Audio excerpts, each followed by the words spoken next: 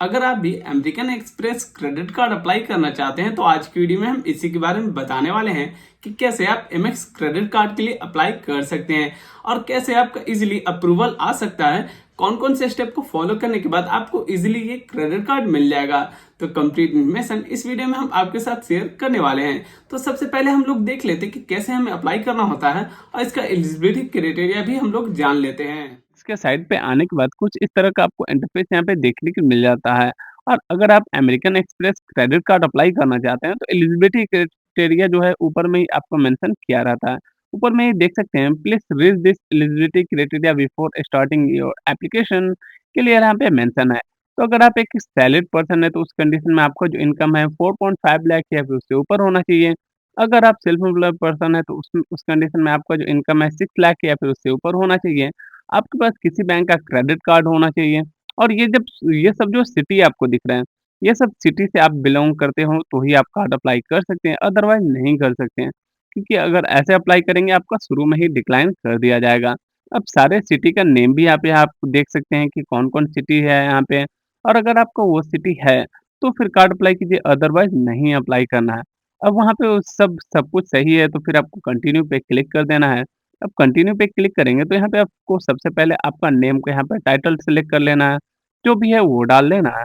अब उसके बाद यहाँ पे फर्स्ट नेम आपको डाल देना है, अगर आपका मिडिल नेम है तो मिडिल नेम डाल देना, नहीं है तो फिर आपको छोड़ देना है।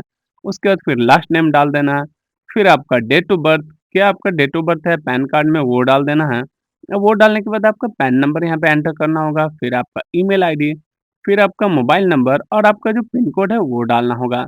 अब पिन कोड डालने के बाद जो भी आपका एड्रेस होगा, वो आपका एड्रेस यहाँ पे डालना होगा।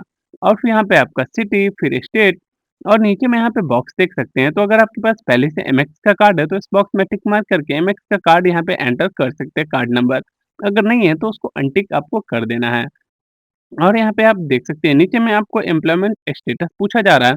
आप एक सेल्फ एम्प्लॉय पर्सन है या फिर सैलरीड है या फिर जो भी है उसको आपको सेलेक्ट कर लेना है।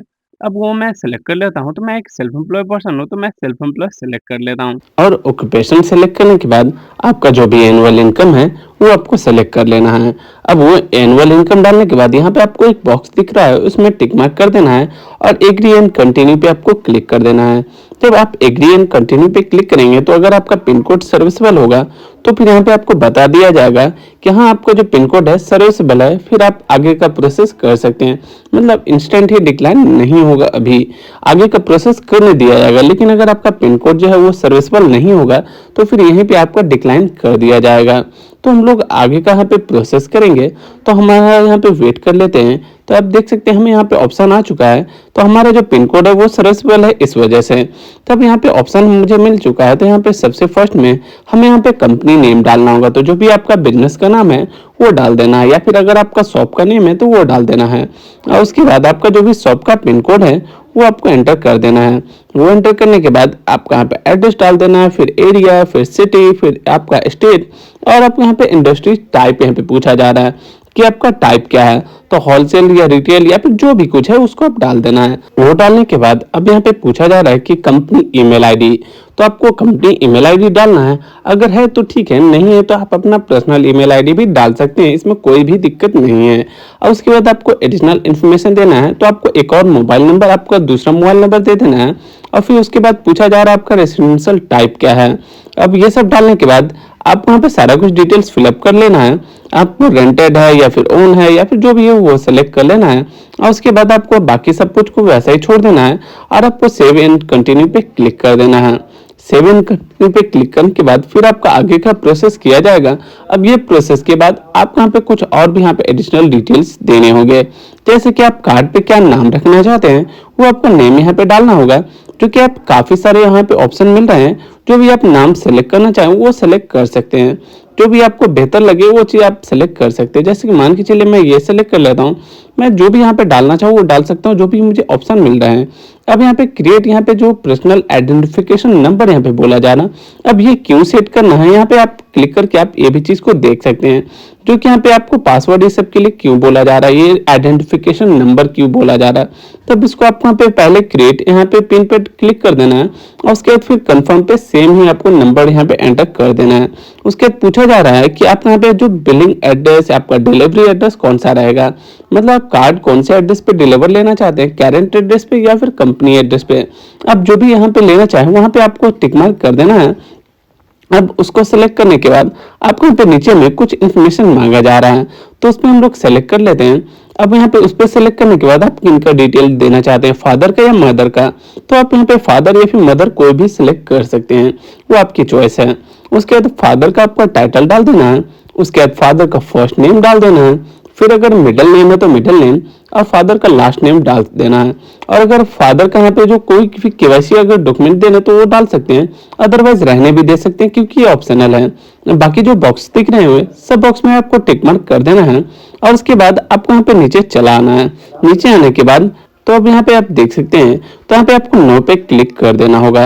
आपको नो पे क्लिक करने के बाद फिर आपको आगे का प्रोसेस करना होगा।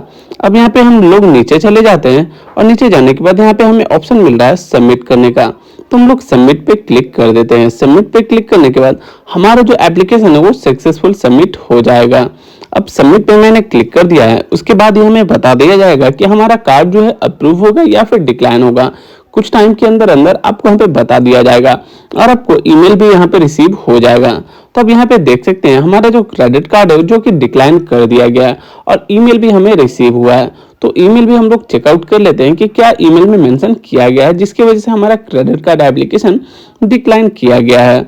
अगर यहाँ पे अप्रूव होता है तो वीडियो केवाईसी ये सबका ऑप्शन आ जाता है। तो हमने ईमेल ओपन कर लिया है। ईमेल ओपन करने के बाद यहाँ पे देख सकते हैं कुछ जो यहाँ पे इन्फॉर्मेशन मेंशन किए गए हैं कि हमारा जो यहाँ पे क्रेडिट कार्ड इस वजह से डिक्लाइन हुआ है कि हमारा जो इंटरनल पॉलिसी वो सब है वो मैच नहीं कर रहा है, यहाँ पे मीट नहीं कर रहा हमारा प्रोफाइल। तो कुछ इस तरह से अगर आप एमएक्स क्रेडिट कार्ड अप्लाई करना चाहते हैं तो बहुत ही इजीली अप्लाई कर सकते हैं, लेकिन अप्लाई करने से पहले कुछ बातों का आपको ध्यान में रखना काफी जरूरी हो जाता है। जैसे कि आपका कितना इंक्वायरी होना चाहिए, आपका क्रेडिट हिस्ट्री कितना पुराना होना चाहिए, सिबिल कितना होना चाहिए, सारा कुछ।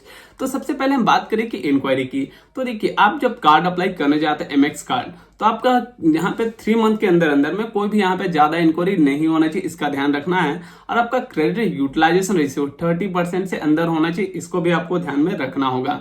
और क्रेडिट हिस्ट्री की बात करें कि कितना पुराना होना चाहिए, तो आपको एक बात पता होगा कि एमएक्स उनको ही कार्ड देता है जिनके पास पहले से कोई क्रेडिट कार्ड यूज कर रहे होते हैं, वो आप पहले से क्रेडिट कार्ड यूज कर रहे हैं तभी आपको एमएक्स क्रेडिट कार्ड देगा।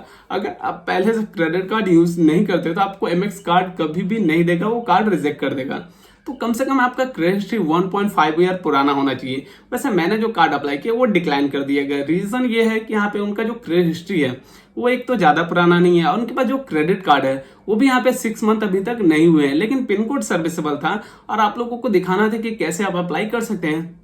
इस वजह से आप लोगों को कंप्लीट डिटेल में मैंने बताया है कि कैसे अप्लाई कर सकते हैं। और अगर आपका कार्ड अप्रूवल आ जाता है तो कुछ इस तरह का इंटरफेस दिख जाएगा कि हाँ आपका जो क्रेडिट कार्ड एप्लीकेशन है वो अप्रूव हो चुका है, मतलब आप आगे प्रोसेस कर सकते हैं। उसके बाद आपको यहाँ पे जो वीडियो केवाईसी सब लिंक आ जाएगा, वीडियो केवाईसी का ऑप्शन आ जाएगा, उसके बाद आप वीडियो केवाईसी करेंगे। वीडियो केवाईसी करने के बाद आपको यहाँ पे स्टेटस पता चल जाएगा कि आपका क्रेडिट कार्ड एप्लीकेशन अप्रूव हुआ या फिर डिक्लाइन हुआ। उसके बाद आपको बता दिया जाएगा अगर अप्रूव होता है तो आपका जो एड्रेस है जो भी आपने सिलेक्ट किया पहले कार्ड अप्लाई करते समय कि हाँ आपको इस एड्रेस पे कार्ड चाहिए, वो एड्रेस पे कार्ड भी डिलीवर कर दिया जाएगा। तो कुछ इस तरह से आप इजीली प्रोसेस कर सकते हैं। और क्रेडिट हिस्ट्री जो कि मैंने बताया 1.5 ईयर कम से कम पुराना होना चाहिए। अगर उतना पुराना नहीं है तो भी आपको बैंक डिक्लाइन कर देगा क्रेडिट कार्ड। और जो लिस्टेड सिटी आपको पता है कि आपको वहां पे कहाँ कहाँ देता है एमएक्स कार्ड, तो सब आपका पिन कोड जो है मतलब आपका सिटी है वो लिस्टेड होना चाहिए, तभी आपको वहां पे दे पाएगा एमएक्स कार्ड, नहीं तो अदरवाइज आपको पता है कैसे ही रिजेक्ट कर देगा। और अगर आपका पिन कोड सर्विसेबल नहीं है तो मैंने शुरू में ही बताया कि शुरू में आप प्रोसेस करेंगे तो आपका पिन कोड वहीं पे आपको रिजेक्शन आ जाएगा कि हाँ ये क्रेडिट कार्ड नहीं आप प्रोसेस कर सकते हैं। लेकिन पिन कोड ये सब मेरा यहाँ पे जो मैंने प्रोसेस किया वो लिस्टेड था, इस वजह से यहाँ पे आगे प्रोसेस हो पाया। और सिबिल की बात करें तो ये जो कार्ड है एमएक्स कार्ड अप्लाई करने के लिए 750 सिबिल में नहीं हो पाएगा, आपको 760 से ऊपर सिबिल होना चाहिए। इसका आपको ध्यान में रखना है, तभी आप कार्ड प्रोसेस कीजिए, अदरवाइज प्रोसेस नहीं करना है। और आपको यहाँ पे कोई भी पेमेंट डिफॉल्ट ये सब पेमेंट फेल ये सब नहीं होना चाहिए, ये सब भी आपको ध्यान में रखना है, नहीं तो ऐसे अप्लाई करेंगे आपका कार्ड रिजेक्ट हो जाएगा। तो ये सब चीज को आप फुलफिल करते हैं फिर अप्लाई कर सकते हैं। एलिजिबिलिटी क्राइटेरिया एमएक्स के साइट पे ही आप चेक कर सकते हैं कि वहां पे कि आप एमएक्स का कार्ड अप्लाई करना चाहते हैं तो उसके लिए एलिजिबिलिटी क्राइटेरिया क्या है। तो आई होप आपको सारा इन्फॉर्मेशन मिल गया होगा। अगर आपका कोई डाउट या फिर कोई सवाल हो तो कमेंट बॉक्स में मुझसे पूछ सकते हैं। तो मिलते हैं हम अगली वीडियो में, तब तक के लिए जय हिंद, वंदे मातरम।